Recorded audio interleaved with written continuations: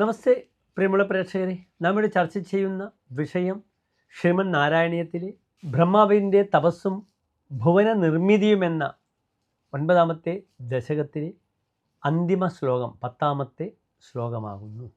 തവൈവ കൃപയാ പുനഃ സരസിജേന തേനൈവ സഹ പ്രഗൽപ്യ ഭുവനത്രയീം പ്രവവൃതേ പ്രജാനിർമ്മിതൗ തഥാവിധ കൃപാഭരോ ഗുരുമരുത്പുരാധീശ്വര ത്വമാശു പരിപാഹി മാം ഗുരുദയോക്ഷിതൈരീക്ഷിതൈഹി.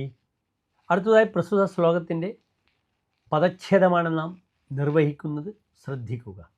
തവ ഏവ കൃപയാ പുനഃ സരസിജേന തേന ഏവ സഹ പ്രഗൽപ്യ ഭുവനത്രയീം പ്രവവൃതേ പ്രജാനിർമ്മിതൗ തഥാവിധ കൃപാഭരഃ ഗുരുമരുത് പുരാധീശ്വര ത്വം ആശു പരിപാഹി മാം ഗുരുദയോക്ഷിതൈഹി ഈക്ഷിതൈഹി.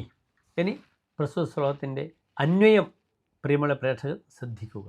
പുനഃ സഹ തവ കൃപയാ ഏവ തേന സരസിജേന ഏവ ഭുവനത്രയീം പ്രഗൽപ്യ പ്രജാനിർമ്മിതോ പ്രവവൃതേ ഗുരുമരുത്പുരാധീശ ത്വം തഥാവിധ കൃപാഭരഃ ഗുരുദയോക്ഷിതൈഹി ഈക്ഷിതൈഹി ആശു മാം പരിപാഹി. അടുത്തതായി പ്രസ്തുത ശ്ലോകത്തിൻ്റെ സാരാംശം എൻ്റെ പ്രിയപ്പെട്ട പ്രേക്ഷകർ ശ്രദ്ധിക്കുക.